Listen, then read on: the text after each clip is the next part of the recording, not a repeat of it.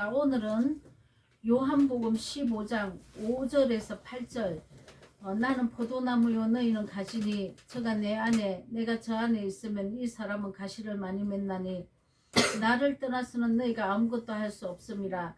사람이 내 안에 거하지 아니하면 가지처럼 밖에 버리워 말라지나니 사람들이 이것을 모아다가 불에 던져 사르느니라. 너희가 내 안에 거하고 내 말이 너희 안에 거하면 무엇이든지 원하는 대로 구하라. 그래야하면 이루리라. 너희가 가시를 많이 맺으면 내 아버지께서 영광을 받으실 것이요 너희가 내 제자가 되리라. 아멘. 자, 하나님께서는 우리를 십자가 그 은혜로 구원하신 이유가 이제는 우리가 죄의 열매를 맺고 살았기 때문에 생명의 성령의 열매를 맺으라고 하나님께서는 우리를 살려주셨습니다. 그런데 우리가 생명의 성령의 열매를 맺지 못하면 하나님께서 가지치기를 하는데 밖에 버려져서 말라지고 또 사람들이 불에 던져 살라버린답니다. 이게 무슨 말입니까? 우리가 하나님 은혜를 입었지만 하나님의 그 모습으로 우리가 아버지의 모습으로 하나님의 그 사랑의 모습으로 변화되지 못한다면은 우리를 사람들이 짓밟는다는 것입니다. 그래서 구약의 수많은 이 말씀들이 이방인에게 우리가 짓밟힘을 당하고 아수르나 이렇게 포로로 끌려가고 이렇게 바벨론으로 포로로 또 끌려가고 하는 일들이 우리가 열매를 맺지 못했기 때문에 이렇게 끌려갔던 것입니다. 지금은 어떻습니까? 똑같습니다, 여러분. 예전에는 뭐 다른 이방인 나라를 이렇게 하나님께서는 이렇게 말씀을 해 놓으셨지만은 각 사람들에게 믿지 않는 사람들에게 우리가 고통을 당한다는 것입니다. 그래서 하나님께서는 내 안에 거하면 아버지 안에 있고 또 아버지가 성령 안에 계시고 내가 성령과 아버지 안에 계시고 예수님 안에서 우리도 이것이 이루어져야 된다는 것입니다. 너희가 가시를 맺으면 성령의 열매를 맺으면 아버지께서 영광을 받으실 것이요 너희가 내 제자가 되리라. 성령의 열매를 맺고 아버지 안에 있고 예수님 안에 있고 성령님 안에 있으면 자 순종하고 있으면이란 뜻이죠. 순종하고 있으면 무엇이든지 구하라. 그러면 내가 다 이루어 주리라. 근데 우리는 성령 안에 있지 않고 우리가 이렇게 구하기 때문에 응답을 받지 못하는 것입니다.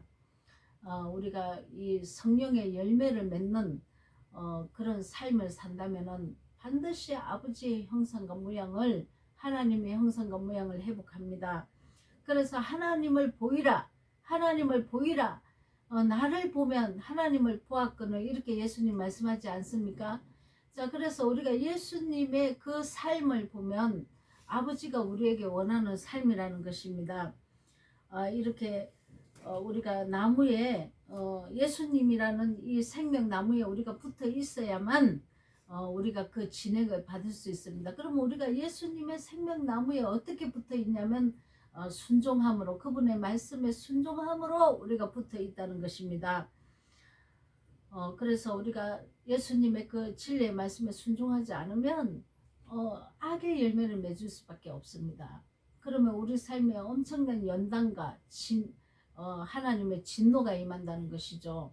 너무 아프죠. 자, 가지치기를 하니까 얼마나 아픕니까? 자, 불에 살라버린답니다. 자, 가지치기 할 때 고통이 함께 따른다는 거죠. 이 나무를 벨 때 얼마나 아픕니까? 아프지 않습니까? 우리가 병이 들어서 수술을 할 때 아프지 않습니까? 이와 같이 우리 삶에도 엄청난 고통이 온다는 것입니다.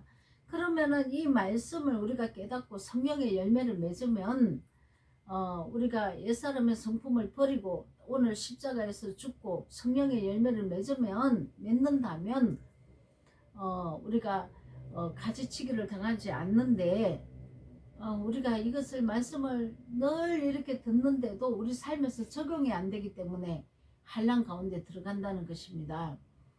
자, 그러면은 하나님께서 구체적으로 얘기한 성령의 열매가 사랑과 희락과 화평과 온유와 자비와 충성과 오래 참음과 양성과 이런 것들인데 9가지 열매가 나타나는데 결국은 이 9가지 열매가 무엇으로부터 나타나냐면 사람을 사랑하는 데서 나타나는 것입니다.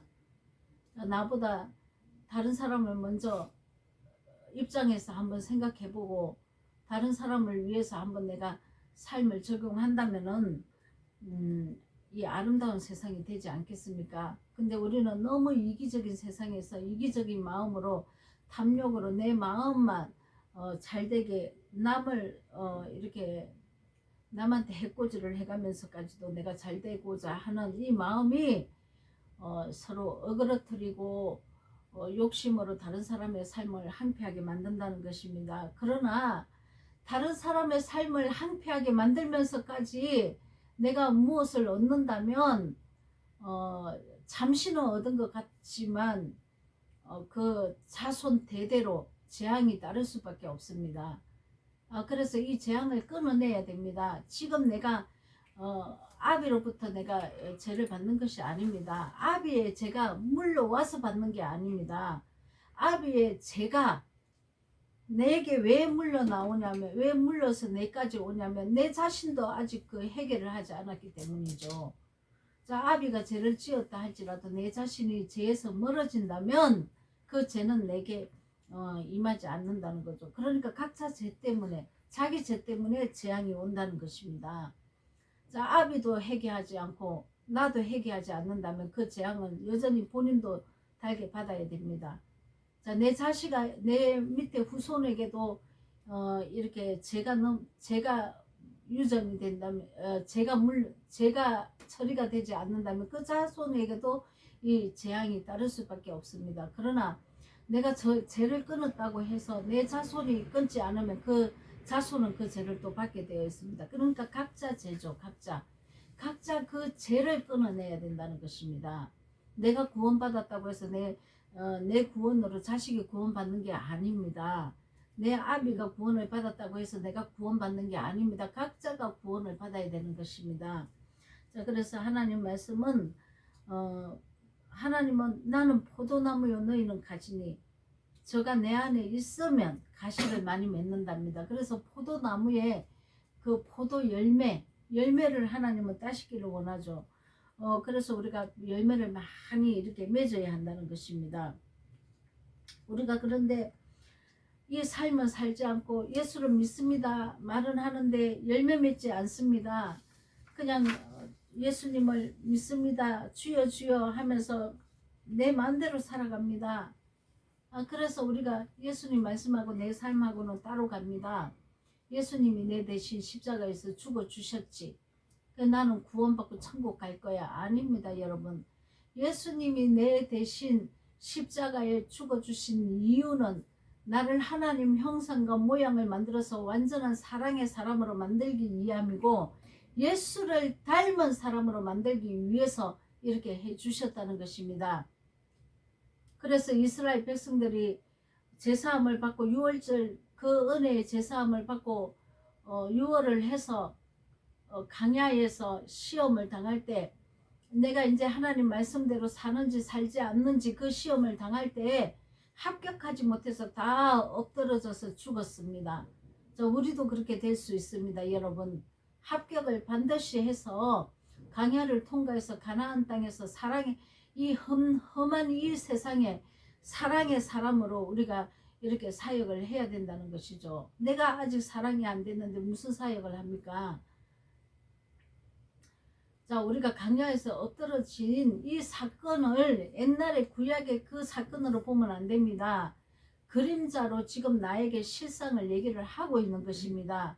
그래서 우리가 선택을 해야 된다는 것이죠. 하나님은 우리에게 자유의지를 주셨습니다. 내가 선을 따라가든지 악을 따라가든지 이 선택은 우리 각자 자신이 해야 됩니다. 그래서 강야에서 엎드러져 죽은 이 이스라엘 백성들을 왜 기록을 해놨습니까?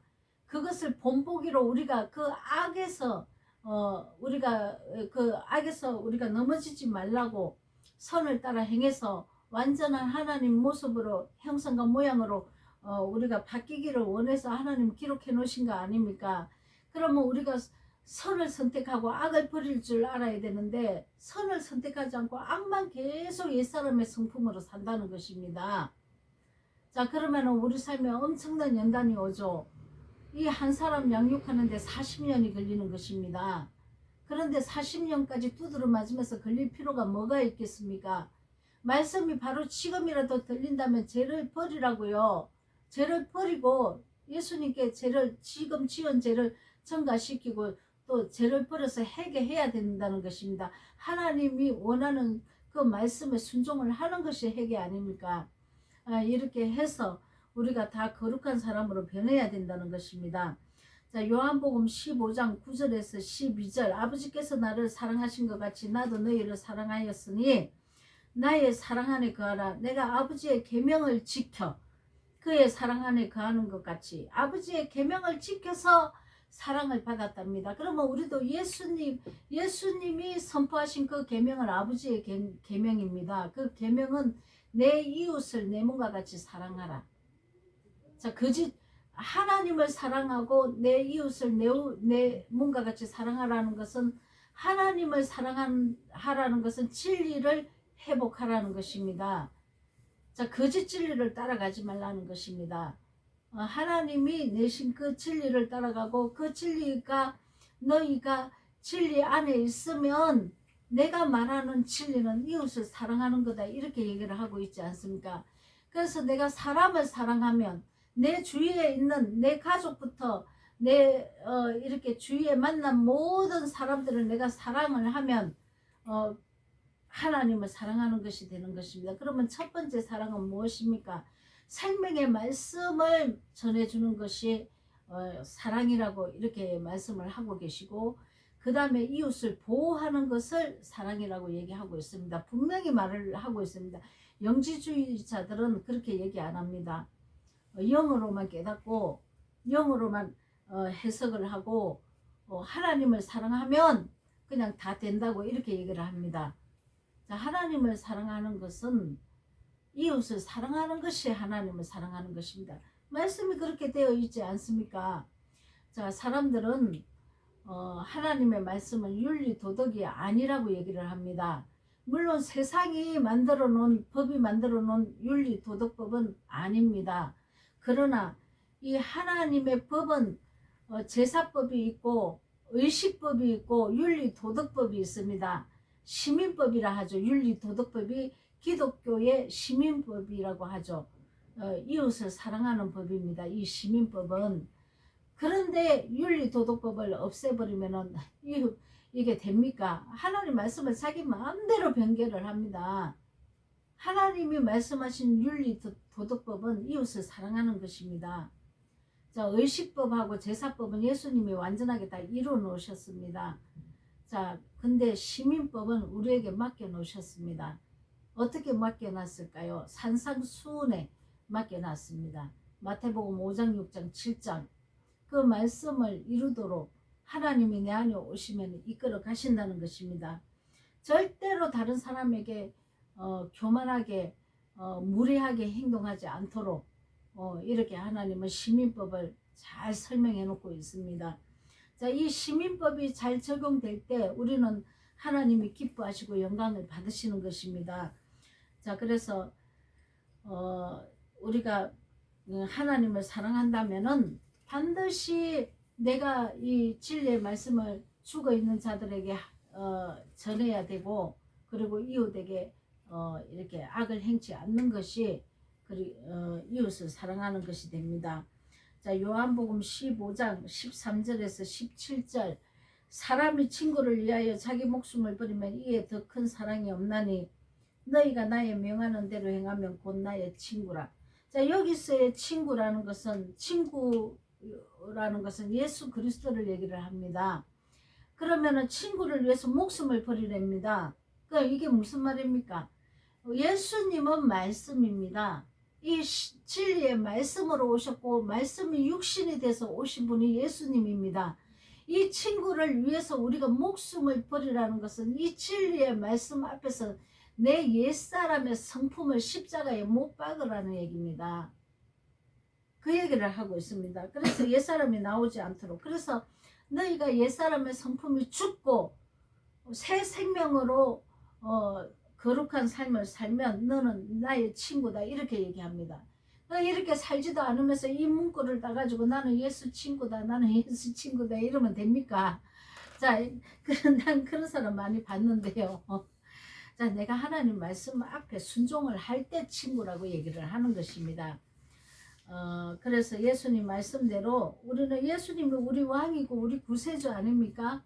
자, 우리 왕이고 구세주라는 것은 나를 구원하신 나의 주인이라는 뜻입니다. 그리고 나의 왕이시라는 것은 나는 그분의 명령에 100% 순종하는 자를 얘기를 합니다. 그런 자가 나의 왕이라고 고백을 하는 거죠. 어떤 상황에든 주님의 말씀에 순종을 해야 된다는 것입니다. 그게 나의 왕입니다. 왕이신 나의 하나님, 그 찬양을 엄청 잘 부르던데 아주 은혜가 되도록 잘 부르면서 나의 왕으로 섬기지 않는 자들 많죠. 근데 우리는 정말 우리 왕이 예수님입니다. 그래서 우리가 이렇게 사랑을 하는 그런 거룩한 하나님의 근속들이 저와 여러분은 다 되시기를 예수 그리스도 이름으로 축원드립니다. 아멘.